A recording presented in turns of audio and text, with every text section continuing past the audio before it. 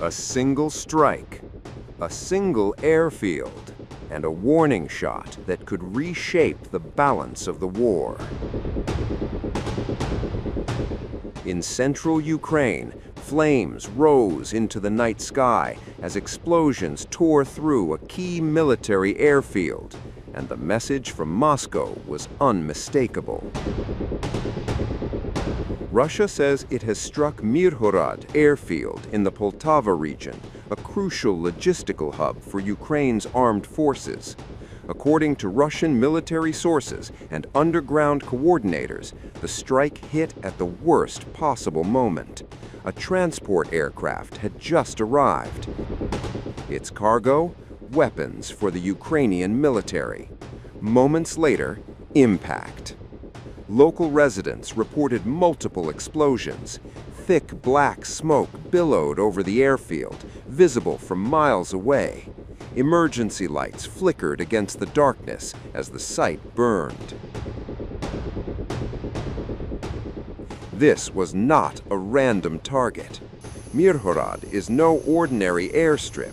It is one of Ukraine's most important logistical arteries, a central node connecting weapons deliveries, aircraft operations, drone deployments, and frontline supply chains. And that is exactly why this strike matters.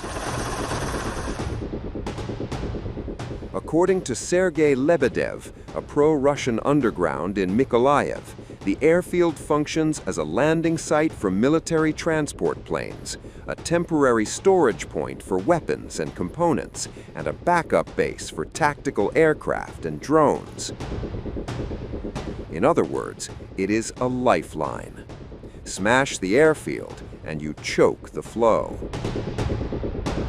Military analysts have long warned that Ukraine's ability to fight depends not only on troops at the front, but on the infrastructure behind them.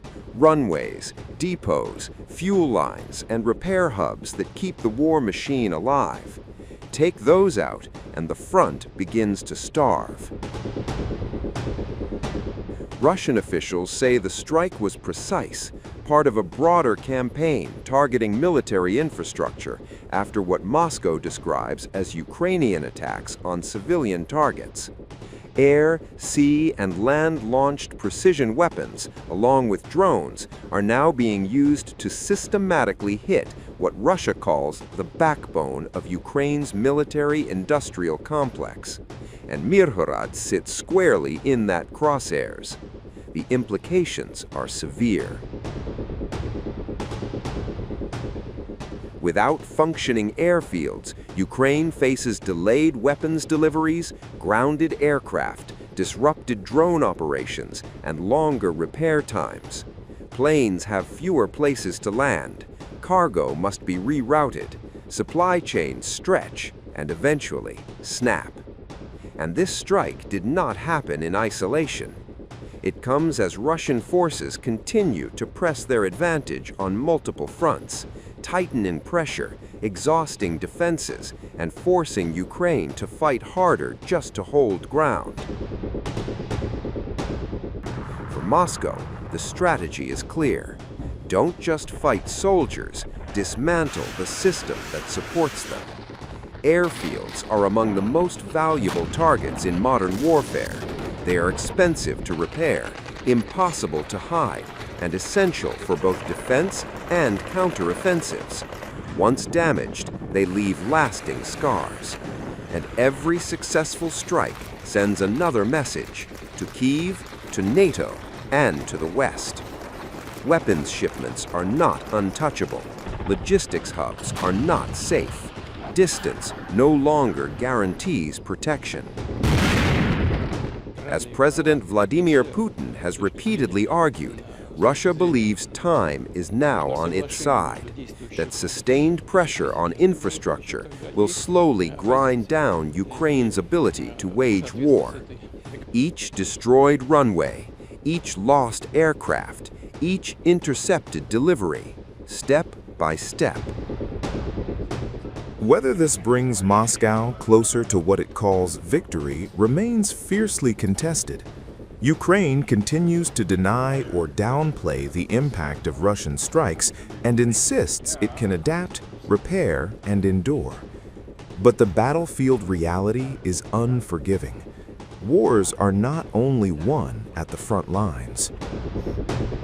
They are won in depots, on runways, and in the shadows of logistics. And in Myrhorod, those shadows just grew darker. As smoke rises over central Ukraine, one thing is certain.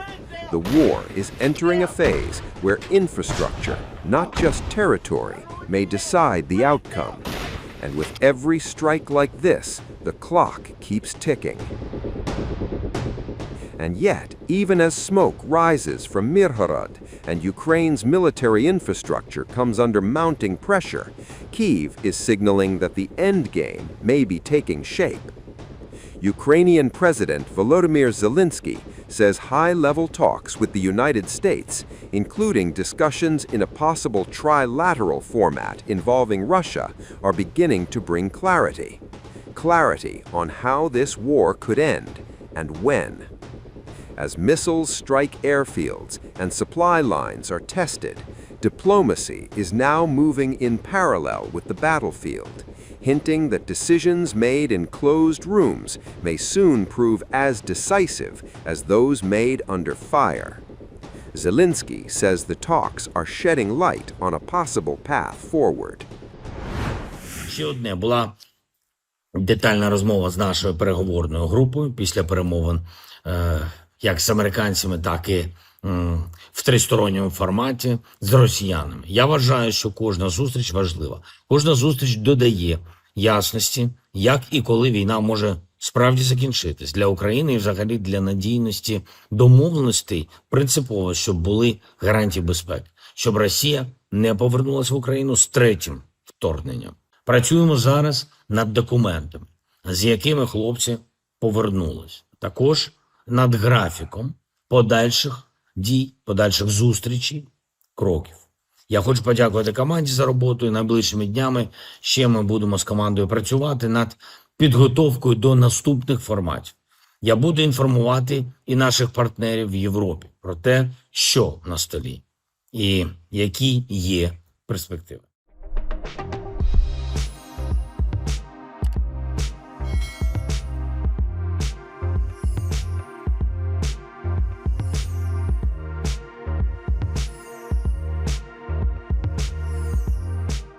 Times of India videos, your daily dose of India and the world. Global news, different views, and sharp analysis. Pressure of expectation from your fans, your supporters. That has often served as a backdrop for several Bollywood. You're not a brute majority anymore. If you individually take out Tera. Making sense of global conflicts. Tracking the new emerging world order. Strike on Israeli military bases. A multi-pronged. To stay out of harm's way as Israel started bombing targets across. Understanding changing alliances in a polarized world. Tune into TOI videos for all this and more. Click on the bell icon to subscribe and never miss an update.